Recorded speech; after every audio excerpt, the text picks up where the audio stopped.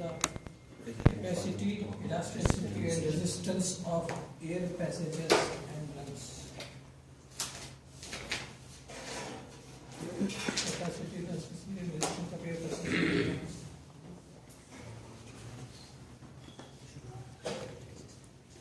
What are the learning objectives? At the end of today's lecture, you should be able to know that what do you mean by bronchial tone. Okay. The second objective is mention the factors affecting airway resistance. The factors which are affecting increasing or decreasing airway resistance. Number 3, discuss the lung compliance in the terms of definition. You should know the definition of lung compliance, types of lung compliance, and factors affecting lung compliance. Okay? So this is your third objective. Fourth one is outline types of work of breathing. We are breathing. So what is the work? What is the actual work of breathing? Work of breathing. Then number 5 is surfactant. You should know the definition of surfactant, origin of surfactant, from where it arises, or what is the source of surfactant. Then structure, actually this will be discussed detailed in biochemistry. Just briefly I will discuss here. And the functions that are important for surfactant. And you should also know what I mean by respiratory distress syndrome or Hallermann distress. Okay. So these are your 6th learning objective. You should know. Inshallah, we'll discuss one by one.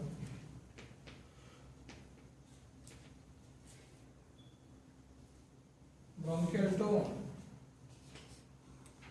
You know that bronchioles, you know that trachea that is divided into major and this one, major bronchi, like that, bronchioles, respiratory bronchiole, terminal bronchioles. So, bronchioles have no cartilage, like trachea and the major bronchi, they have cartilages. But bronchioles, they are devoid of cartilage and they are having more smooth muscles. More smooth. So due to this, what happens? They will constrict and dilate. Yes. Contraction, relaxation. Because there is no cartilage. Whenever required, they will become constrict. Diameter decreases. Whenever it is required, relax or dilate it. Because they are devoid of cartilage. Only smooth muscles are there. That is the property of smooth muscle fibers to constriction and relaxation, contraction and relaxation. Bronchi dilate during inspiration. This is the physiological process in the body. Whenever we inspire, the bronchi dilate. Okay? And they are innervated by autonomic nervous system, that is sympathetic system. So sympathetic through beta 2 receptors. Sympathetic, here you have to concentrate carefully here. Always you know that sympathetic is any activity increases generally in a cardiovascular system, other things. But here remember, sympathetic is through beta 2 receptors, they are causing dilatation. If a patient come to you with a bronchial constriction, for example asthma, COPD, then you have to prescribe. You have to prescribe the sympathetic agonist. Sympathetic agonist. Yes. Okay. One of the examples is salbutamol. It is the beta 2 receptor agonist. It acting through the beta 2 receptor sympathetic and causes dilatation of the bronchioles. So, normally, physiologically, during inspiration, during the dilatation of the bronchial mucus. Then opposite, during expiration, bronchi constrict during expiration by parasympathetic stimulation. You see the opposite, sympathetic dilatation, parasympathetic constriction. Okay. And the same again the parasympathetic receptor through muscarinic receptor, because other nicotinic other receptors also there. So through muscarinic receptors causes constriction of the bronchioles. Another example, ipratropium is the agonist. But usually we won't use any drug to cause bronchoconstriction because bronchoconstriction is that it leads to difficulty breathing. Okay. So parasympathetic, sympathetic dilatation. Yes. Then some other innervation of the respiratory system to the bronchiole is there. They are neither cholinergic or sympathetic or parasympathetic, non-cholinergic or non-adrenergic innervation. It causes bronchodilation. It is the beneficial effect, and it is in the research it is seen that it may be, it is not still yet to confirm. It is VIP. What is VIP? You should tell. Vasoactive intestinal polypeptide. Vasoactive is a GIT hormone. Vasoactive intestinal polypeptide. It is a hormone. So it is also called as bronchodilation. Vasoactive, vascular active, vasoactive intestine polypeptide protein. Okay. Through this also there is a bronchodilation, but it is said that it is neither nor adrenergic or cholinergic without autonomic system, involvement of autonomic system. From the lungs, or from the intestine? From intestine, name itself, intestine, and go on the right. Assumption. Assumption means still it is not confirmed. Just it may be like that. It may be assumption. Then the next fact, irritants, like for example smoke, or the smoke coming from the vehicles, or any smoke, cool air and the air conditions, exercise. These are the things which causes bronchoconstriction. Okay? Irritants, cool air, exercise, they causes bronchoconstriction. Then circadian rhythm. What is circadian rhythm? Any physiological activity occurs in 24 hours is called a circadian rhythm. Physiological activity. Okay?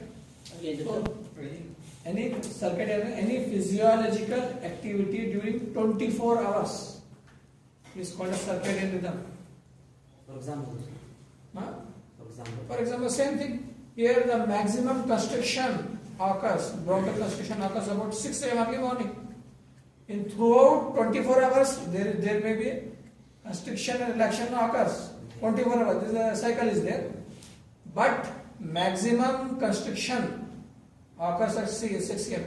You might have observed that early morning many people they are coughing. The person who is suffering from asthma or any chronic obstructive pulmonary disease, early morning they cough. Why? Because the physiologically there is a constriction that will again feel difficulty in breathing, so that's why they cough. And maximum dilatation at 6 p.m. During evening time, they feel better, relax. This is the physiological variation, circadian rhythm. So, maximum constriction 6 a.m. and dilatation 6 p.m. So, any physiological activity? Any? Physiological activity, this circadian 24 hours, in 24 hours. For example, you can take the pulsatile release of ACTH, cortisol. This is also circadian rhythm. And you can take the day-night cycle, sleep cycle also, circadian rhythm. You can take the physiological count of RBC, WBC, platelet. These are the physiological 24 hours to change. Then again it is seen that some of the chemical substances, for example substance P, adenosine through the alpha receptors and the leukotrienes, they are causes bronchoconstriction. They are the substance of inflammation. substance of inflammation. Okay, substance P adenosine leukotriene causes bronchoconstriction. Okay. Now we'll discuss resistance in air passages. Resistance in air passages. Any factor that decreases the airway diameter. If you understand this, then you can write the resistance. Any factors, physical, chemical, mechanical, any factors, psychological factor. Any factor that decreases airway diameter. Okay, airway diameter, decreases airway diameter or increases turbulence. Turbulence means disturbance in velocity. It's called as turbulence, disturbance in velocity. Suppose for example, a person is running and somebody come and hold him. So you disturb him running in velocity. So that's called turbulence, disturbance. Will it increases the airway resistance. So anything which decreases the diameter of airway or disturb velocity, that's turbulence, that causes airway resistance. Doctor, I mean turbulence in general? General. Here turbulence it is with respect to the air entry in the airways. Inspiration, expiration. But air is there, no inspired gas and expired gas. So that is there. If there is turbulence in that it's. Now here, for example, rapid breathing because air velocity and hence turbulence increase. Rapid breathing, so there is increased velocity. Due to increased velocity, turbulence in the this one. And then disturbance. Due to rapid breathing, again disturbance. If you breathe slowly, comfortably, air will smoothly go and does not cause any resistance. You want to take rapid, then it hinders the velocity. That leads to turbulence and increases the air resistance. Then narrowing airways and asthma and parasympathetic stimulation. You know that in asthma, narrowing airways are there. And you know that parasympathetic is causing bronchoconstriction. So both constriction decreases the diameter. So that's why there is airway resistance. Then emphysema. This is also a chronic obstructive pulmonary disease in which there is a decrease small airway diameter, small terminal bronchioles, and this alveoli, the diameter is terminal bronchioles is decreases in emphysema. So during forced inspiration, they can inspire an emphysema patient.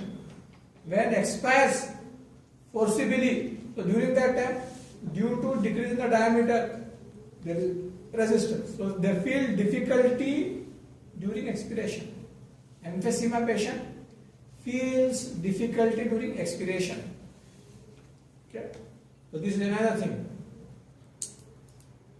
Then increase of the density and viscosity of inspired gas. You should know that is what will be density and viscosity. I will not discuss. Remember that density and viscosity of inspired gas, whatever gas we are inspiring, if there is an increase in the density and viscosity, it's more viscous gas, so it also causes air resistance. So, excuse me, what do you mean air resistance? Resistance. Yeah, I know. You should know. Yeah, I know. You should tell. Now you should tell. Because this is a very simple thing. Resistance. I know air resistance. Resistance means difficulty. Difficulty in breathing. Yes. No, it is not going smoothly. Resistance. For example, why blood pressure occurs? Because there is an increase in the resistance. Increase in the resistance, and in the blood vessel, the heart has to pump more to avoid the resistance. Because loss of elasticity in the blood vessels. Okay? Heart has to pump more. So that's why blood pressure increases. Why? Because resistance is more. The air passages also provide resistance by other things include. Other causes of resistance include, there may be resistance in the passage, for example, mucus. You know, mucus glands are there in the respiratory tract. Okay. What is the function of this mucus? They secrete mucin or mucus, and they act as a barrier, and they will act as a barrier. And they remove any foreign substance or bacteria, because the bacteria and foreign substance, they are trapped in the mucus. And we cough, and mucus comes out, and the substance also comes out. The mucus is there. So this mucus is also causes resistance. Even though this is a protective phenomena, but it causes resistance. When you cough out mucus outside, then you feel relaxed. Then there is no resistance. Okay? Then also the diameter of air passages produces the same thing we have discussed already. Okay, diameter same. For example, a thinner tube air passage provides more resistance than a tube with a larger. Here I am giving the example. For example, you can see the resistance more in the respiratory and terminal bronchioles. If you compare with the trachea and major bronchi, they are more diameter. You can't feel any resistance in trachea and major bronchi, but more seen in the terminal bronchioles and respiratory bronchioles. This is because of diameters. Okay.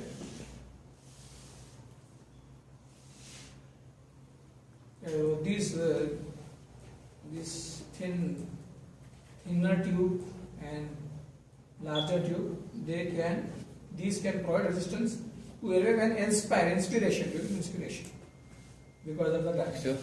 The terminal bronchi more resistant than bronchi. Major bronchi compared to the major. Trachea is divided into major bronchi. Diameter is more, but the respiratory terminal diameter is very small. Divide, and the diameter will decreases. So that's a more resistance there. Okay. Now we discuss work of breathing. What is the actual work of breathing? Here, work of breathing because of forces opposing inflation. We have to breathe to oppose the force of inflation. Inflammation is expansion of the lungs. Okay. Here, two forces is there. One is elastic, because the elastic fibers are there in the lung tissue. That is stretchability. That is physical tendency of the object to resist stretching. Elastic forces. Non-elastic forces, friction.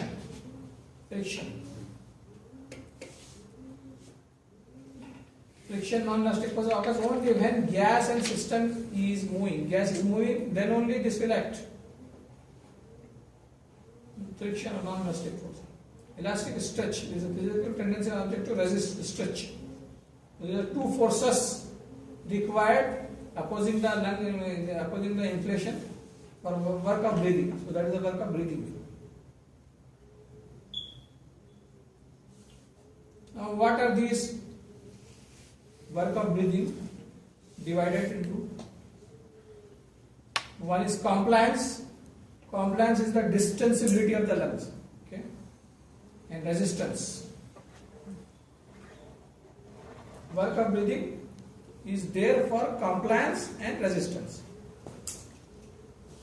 Compliance, elastic work, stretch, it is about 65%. Resistance, non-elastic work, friction, 35%. We divide now two forces, work of breathing. One is the elastic, another is non-elastic. Elastic is the compliance, distensibility, inflation, and resistance, that is friction, non-elastic, 35%. Doctor, this is a normal. Normal, so everything is normal. An asthmatic patient. It's normal thing. An asthmatic patient will be opposite. Resistance will be more than. Yeah. In COPD and other things, it will be changed. This is normal work of breathing.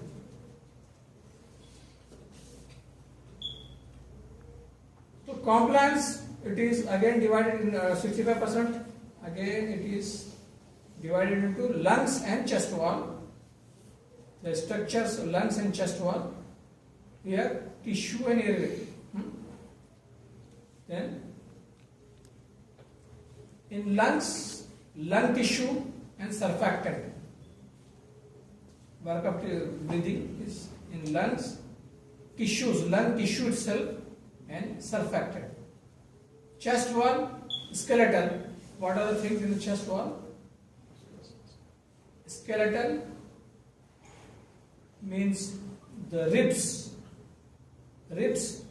okay, ribs and cartilages, then muscular, intercostal muscles and skin. These, because of this, chest wall expand, chest wall expand. Okay. So this is the chest wall, elasticity, skeletal, that is ribs and cartilages, muscular muscle, intercostal muscle, skin. And lungs tissue is a lung proper plus pleura. Lung tissue, two things are there, lungs proper and the covering pleura. This is under tissue. Which one? Under tissue, yes. This is under tissue. Here the surfactant, the separate chemical substance is there. In tissues, two types of tissue is there. Both are different. These are covering and lung tissue. Okay.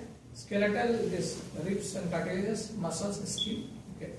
Here, this is about the 65% compliance, and resistance work, that non-elastic work, friction, it is about 35%. Okay. And divided into tissue, again it is divided into tissue. Resistance in the tissue, resistance in the airway. Okay. So out of 35%, if you consider this is 100%, so the tissue resistance is only 20%. The maximum resistance in the airway, 80%. Okay. In the tissue, lungs, resistance in the lungs due to ribs, diaphragm, that is the muscle, okay, and abdominal organs. All these four contributes for tissue resistance 20%. Okay, and the airway resistance 80%, remaining 80% is the airways, all airways, and gas flow, movement of the gas. Okay, so this is the general work of breathing, 65%, 35%. Okay. That means compliance occur in the lungs and chest wall, resistance occur in tissue and airway. Yes, absolutely right. Absolutely right. Now we'll discuss what you mean by the lung compliance. Lung compliance. Okay, this is another objective for you. Lung compliance. Tension on the lung surface. What is lung compliance? Change in lung volume. You concentrate. The simple definition is there. No confusion at all. Change in lung volume for each unit change in the transpulmonary pressure. That is the definition. Okay? Change in lung volume for each unit change in transpulmonary pressure. So it is denoted by delta. This is a triangle shape. This is called as delta. Delta V. Change in the volume. Delta means change in volume. Volume in liters. Per unit change in transpulmonary pressure. P, pressure. Expressed in centimeter of water. Okay. So it is simple meaning of lung compliance is stretchiness of the lungs, distensibility of the lungs, expansion of the lungs. Okay. Now, what do you mean by this transpulmonary pressure? You know what do you mean by transpulmonary pressure? Yeah. Yes. It's the pressure That's difference what we between, know. Alveolar pressure Yeah. and Minus- trapezoidal pressure. minus- Yes, good. Positive 3. Transpulmonary pressure means the difference in the pressure between alveolar pressure and the pleural pressure. Okay. Then the normal value. Normal lung compliance is 0.2 liter per centimeter of water, because the unit you see in liters and centimeter of water. So that's why liter per centimeter. It is 0.2.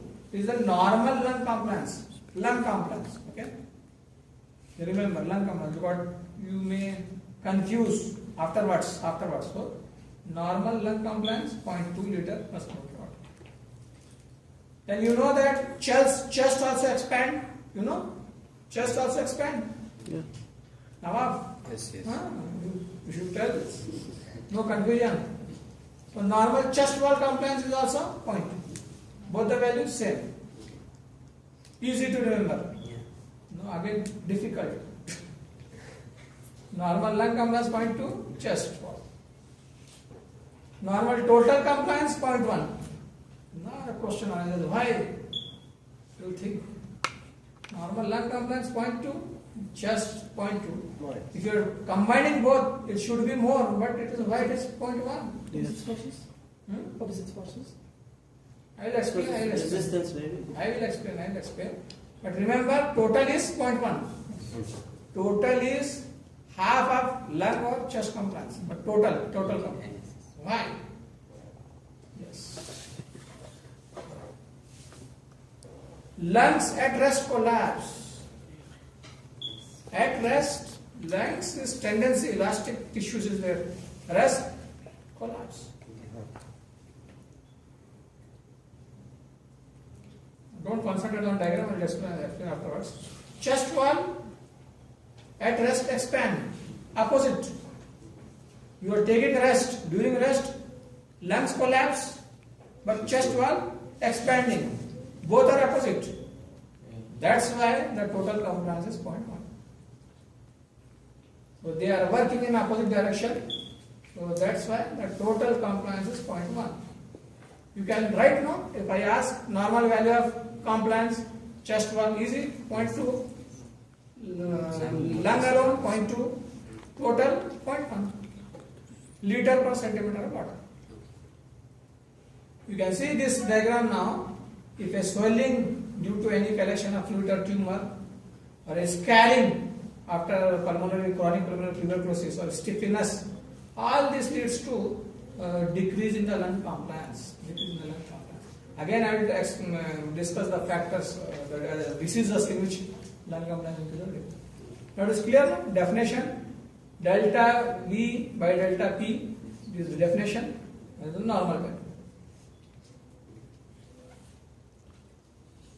Now the lung compliance decrease, and what are the conditions in lung compliance? Decrease and increase. So many conditions are there in which lung compliance decreases. Lung compliance decrease in pulmonary congestion due to pulmonary edema and everything. Pulmonary congestion, lung compliance decreases. ARDS, what is ARDS? Acute respiratory distress syndrome. Acute, yes, good. Acute respiratory distress syndrome. And fibrosis. Fibrosis you can see in tuberculosis patient. The lung tissue converted into fibrous tissue. Yeah, so in TB. Yes. So in this condition, lung compliance decreases. Okay. And I am giving only one condition in which lung compliance increases in emphysema. Even though it is a chronic pulmonary obstructive disease, but lung compliance increases because there is irreversible dilatation of the alveoli that leads to more expansion. So lung compliance increases in emphysema. And these are the other conditions in which lung compliance decreases. Okay. For example, chest trauma, injury to the chest, lung compliance decreases. Chest burns in the chest decreases. Kyphosis, you know kyphosis? Yes. Forward bending kyphosis. Scoliosis, lateral bending decreases. And any chest wall deformity, like pigeon shaped chest or a rickety chest wall. Okay? Doctor, in asthma increase lung compliance. Right? In the asthma patient. Asthma patient, no. Only Increase. emphysema. Huh? Emphysema. Just emphysema? Why? Yes. Why emphysema increase? Emphysema, I said no emphysema, there is a irreversible dilatation of the alveoli. They will discuss detail in the pathology of emphysema. You can see the pathological in this one. If you take a cut section of the lung, you can see the irreversible dilatation of the alveoli. Here in physiology, I think no need of why in physiology, because this just I am giving the condition. Just remember only one condition: emphysema, lung compliance increases. Rest of the all condition, lung compliance decreases. Remember this one. You can discuss detail in pathology. Okay, it's clear. These are the things which increases and decreases the Doctor, excuse me, the last one, what is chest wall deformity. No, the one opposite. Yes. This one. Yes, yes. Scoliosis, lateral bending like this. And then? Lateral bending. Okay.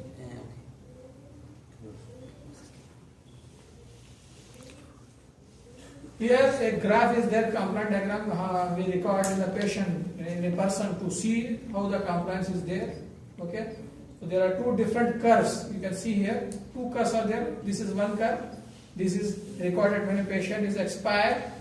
This is recorded when patient is inspired. this is in the relationship between pleural pressure, because this is change in the volume per change in the pressure.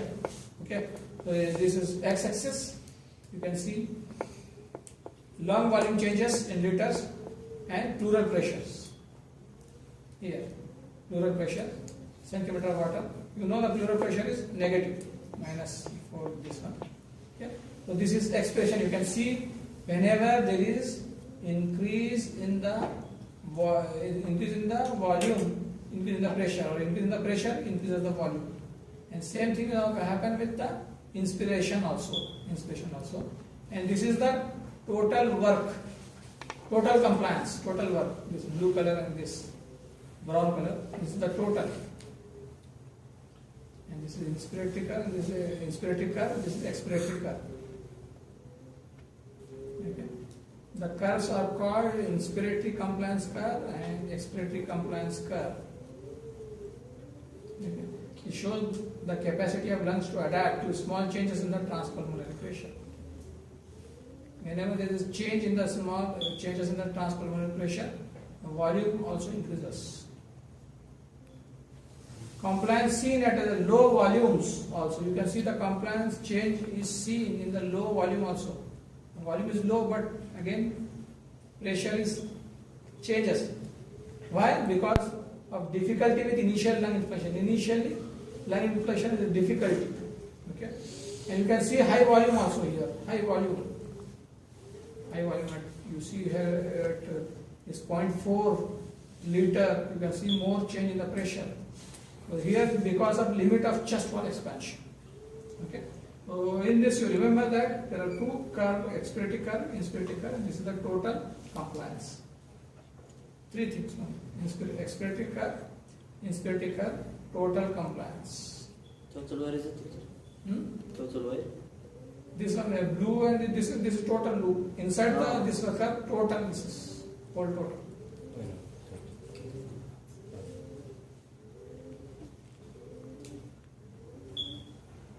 The total work of breathing of all the cycle is the area contained in the loop. Same what I said. Total work of breathing. Transpulmonary, is it same of pleural? Yes, same. To explain what is the aim of the scale? Aim of curve is to show, to record the compliance of a person. Compliance. Total work of breathing. To see And to see that small change in the pressure, volume increases. You see, a small change in the pressure, you see volume. Here, change in the pressure, volume is also increased. which pressure? Pleural pressure? Yes. Same transpulmonary pressure, pleural pressure. Excuse me. Interpleural pressure? Transpulmonary pressure. Transpulmonary pressure? Pleural pressure.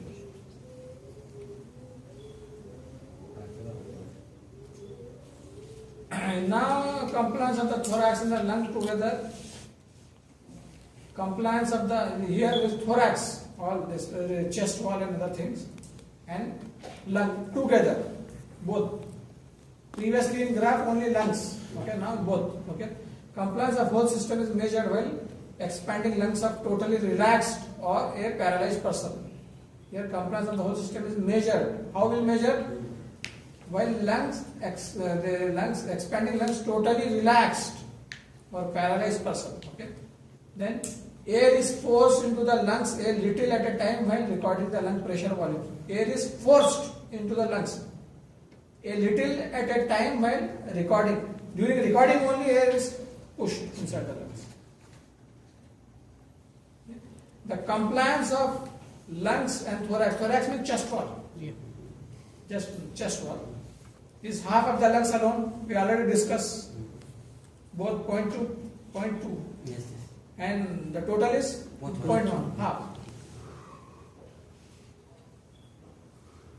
When lungs are expanded to high volumes or compressed to low volumes, okay, that leads to limitations of chest wall increases. Limitation of the chest wall increases. And the lungs are expanded to high volume or compressed. This is a limitation of the chest wall because we are recording both together, lungs and thorax together. Okay? So compliant compliance of system is less than 1/5. 1/5. Here you can see the diagram in the graph. Okay. In this you can see there are three type of graph: A, B, and C. Okay. This is A. This is chest wall alone, dotted line. Chest wall alone compliance. Okay. And this is B. This dotted line B is lung alone. This is combined. C, combined. Okay. So here just diagram. It is when it is difficult to understand. Forget this. And these 2 points, the last point. Which one? This one. This one. This one. Yes. Here it is said that when lungs are expanded to high volume, lungs are expanded to high volume, if volume is more, or compressed to low volume, expanded to high volume or compressed to low volume, leads to limitation of the chest wall increase. Means if compressed or expand, that limits the expansion of the chest wall. Okay. Again, this leads to compliance of the system is less than 1/5. 1/5.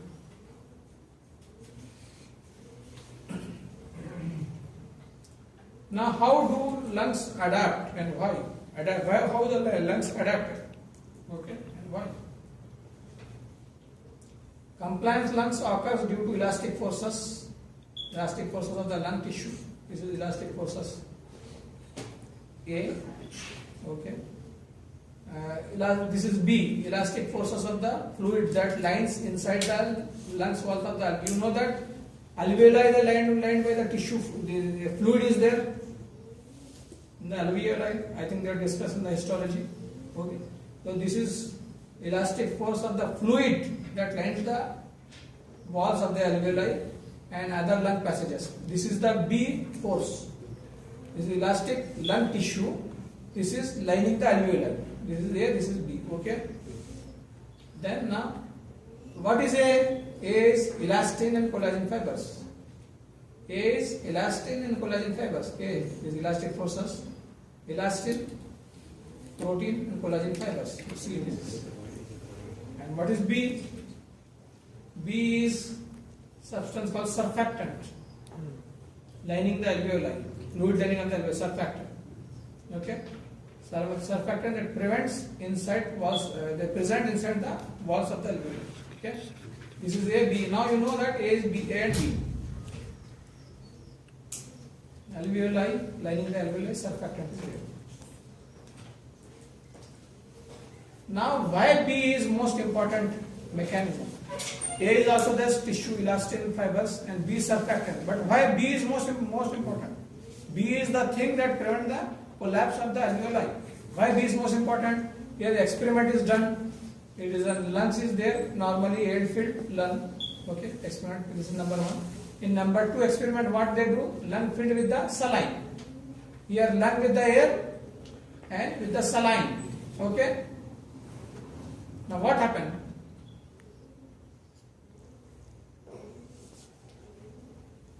Conclusion of this experiment: tissue elastic forces A, you know that, represent only 1/3 of the total lung elasticity. Okay, A forces. And fluid air surface tension, elastic fibers forces in the alveoli, B is 2/3. A is 1/3 and B is 2/3. Okay. The surfactant is more. B is important. Why? You see this same diagram we discussed compliance. You see when you fill with saline, you see this how the change in the pressure increases the volume, and you see this air. This is saline, this is air. This is the normal compliance. Okay. Why this occurs? I will show you. By adding saline solution, there is no interface between air and alveolar fluid. When we add the saline, there is no interface between alveolar air and the alveolar fluid. B forces were removed. When you add saline, saline, B forces are removed. B forces are removed. That's why this is a small change in increase in the volume. Okay. Surface tension is not present. Only elastic forces are there in A. Okay. And transpulmonary transpleural pressure required to expand normal lung equal to 3 times pressure to expand the swelling. Here, normally, the force required for the expansion of lung, if the same contain the saline, it requires 3 times more pressure, because you are adding the saline and you removing the surfactant. Removing the surfactant. Then if you remove the surfactant, the lung become collapse. Usually collapse. When collapse, then if you want to expand the lung, require more force. 3 times more. You normally breathing 1 time. Then 3 times more to expand. So that's why this B forces are important. The surfactant is important. Because surfactant reduces the surface tension. Surfactant reduces the surface tension. Transfer pressure. Same transplant pressure. Same as transpulmonary. Yeah. Here the surface tension, water molecules are attracted to one another. This is just what is surface tension? It is a tension created. Okay, water molecules, water is present. They create tension. So what happens? The force of surface tension acts in the plane of the air-liquid boundary to shrink or minimize liquid-air interspace. Okay, so in the lungs, water is there. Suppose you remember that there is no surfactant, water. So what happens? Water tends to attract, forcing air out of the alveoli. Water is present. Water attract, forcing air out to alveoli. Water don't want to present air in the alveoli. If air is out, then collapse. Air is out, alveoli collapse. Okay. So alveoli tend to collapse. So this is surface tension. Tends to collapse is surface tension. Okay. Surface tension is the elastic force.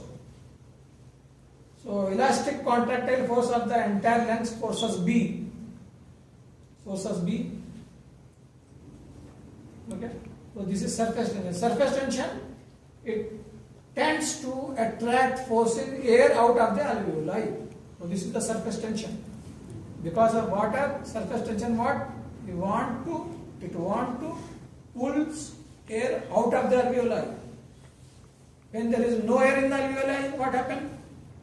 Collapse. So that's why surfactant is important. That's why surfactant is important.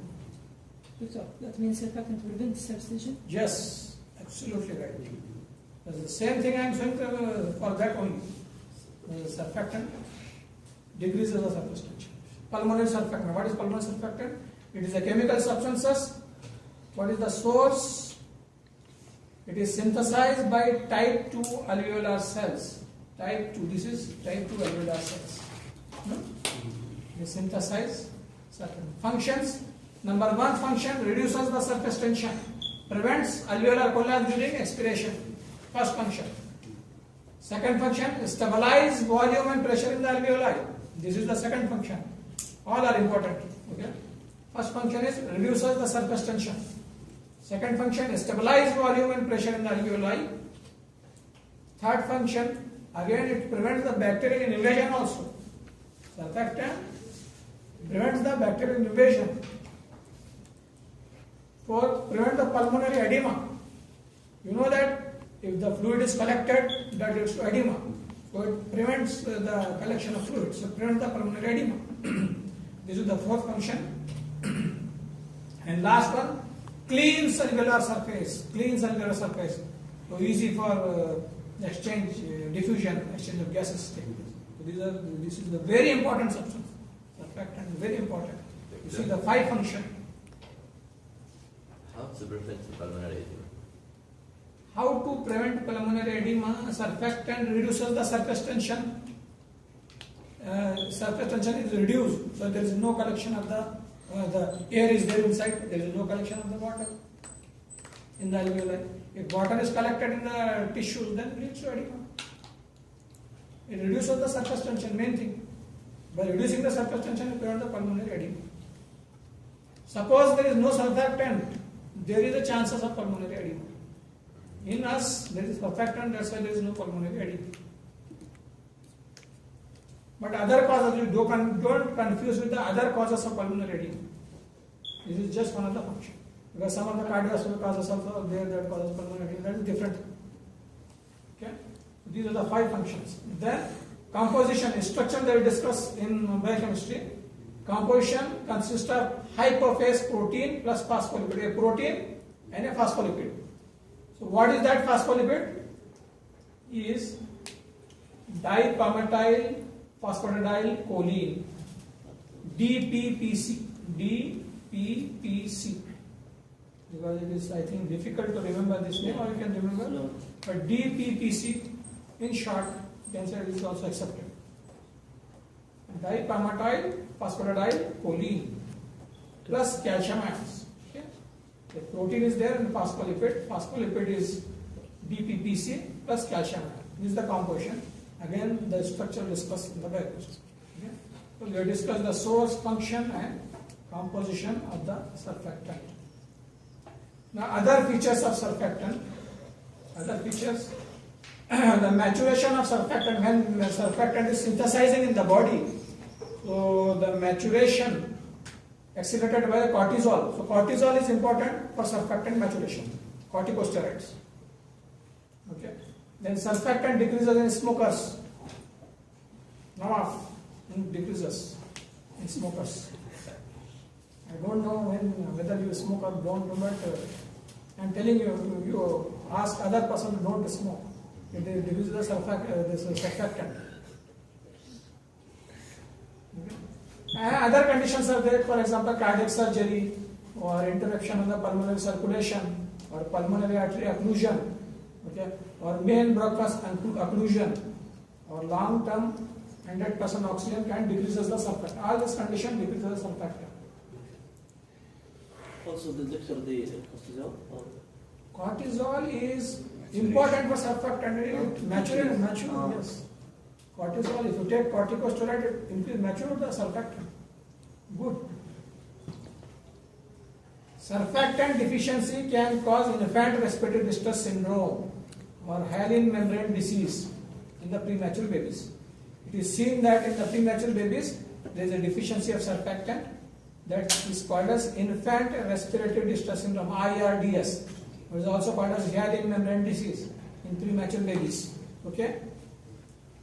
Can we give them cortisol, for example, to fix this problem? Definitely, we'll discuss. Surfactant, it is available synthetic and bovine. Bovine is from the this one, buffalo and cow. Okay, synthesized and can be given by inhalation. Now it is available, commercially available. We can ask to inhale this surfactant. Okay, use for treatment. So this is another feature that previously it was not available. Now genetic engineering is done and synthesized synthetically, or as well as bovine surfactant is available. You can use for your patients. You can use. Okay. This is why I am talking about the surfactant. This is actually I am not going for. This is not important. Again, same thing. I am just showing that there's the picture you see. This is alveoli with surfactant. You concentrate on this diagram. Without surfactant, how did this see collapse? Alveoli collapse. This is the surfactant. You see, it reduces the surface tension. See how it is expanded. The lungs are expanded. Good air is there. Exchange of gases. No surfactant. You see how this collapse. It is in this one. Just showing that I am just showing that only pure water is there. The surface tension is 72 dynes. Okay, only pure water present in the lungs. 72 dynes surface tension. Normal fluid lining alveoli without surfactant. Normal fluid is there, not pure water. Normal fluid is there without surfactant. Surface tension is 50 dynes. Again, surface tension is more. But normal fluid lining with alveoli with surfactant, it reduces to 5 to 30, almost more than half, 50%. more than 50% because of surfactant. Okay. This is based, the whole function of surfactant is based on Laplace law. Laplace law states that pressure into 2 into surface tension by radius. Pressure is equal to 2 times surface tension by radius. Okay. Just remember this one. No other things important for you because all this is 12th class. Pressure in the balloon and other things. Okay. Here also I am. This is also showing that how the alveoli are stabilized. Okay. So this is out of your this one. You forgot this slide also. Yeah. This is the important last objective. Formation of surfactant in embryonic life. Here canalicular stage is there. This is not important to surfactant. Okay. This is important to surfactant. During 20th week of gestation. 20th week of gestation. It is according to my knowledge what I have referred from the book, but some are saying that it is 16 weeks or 24 weeks range. But it's in my knowledge what I referred from some standard book, it is seen that during 20th week of gestation, surfactant is beginning. Why it is important? Because in the baby, you have to concentrate how the baby is there during 20 weeks, because there is a formation of the cuboidal epithelium converted into type 2 alveolar cells that are responsible for formation of surfactant. Okay? So during 20th week gestation, surfactant started synthesizing in the newborn. It's clear? This is important. This is other parts of this one. Embryonic, what happened? You concentrate on this. Respiratory distress syndrome definition, formally known as the last objective, applied aspect, Halley membrane disease. Again, they will discuss the pathology. Okay. This is why it is occur, deficiency of pulmonary surfactant. Deficiency in the pulmonary surfactant in the immature lung. This is also called as disease of prematurity. Usually, if the baby is premature, definitely surfactant decreases. What is the etiology? Preterm delivery. The normal term delivery is 9 months. Okay. Support is during 8th month or 7th month, the chances of this Halley membrane disease. And it is also maybe occur because of mutations in the genes encoding surfactant proteins. Mutation of gene genetically also. What are the proteins? SPB and SPC. These are 2 proteins. And also ATP binding cassette, ABC transporter, A3. These are genetical. If you tell the genetic mutation also, no need of this detail. Okay, these are 2 etiology. What are the risk factors? Etiology, premature delivery and genetic. Genetic, yeah, that's absolutely right. Risk factors, prematurity, and you see risk factor another important is maternal diabetes. If you diagnose a mother before delivery and you think that the baby born will be suffering from Halley membrane disease.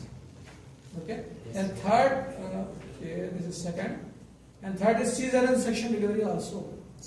Maybe during nowadays very common cesarean section. So you have to see that it is seen that some of the persons cesarean section baby also causes this one. Okay. Then asphyxia of the baby. Baby asphyxia, increased rate and depth of respiration. And clinical malfunction, tachypnea. You know what do you mean by tachypnea? Tachypnea. Increased rate and depth of breathing. Tachypnea. Nasal flaring from the nose. Some noise is there during breathing. Like this nasal flaring. Grunting. Some sounds, respiratory sounds from the lungs. That is called as grunting. Okay.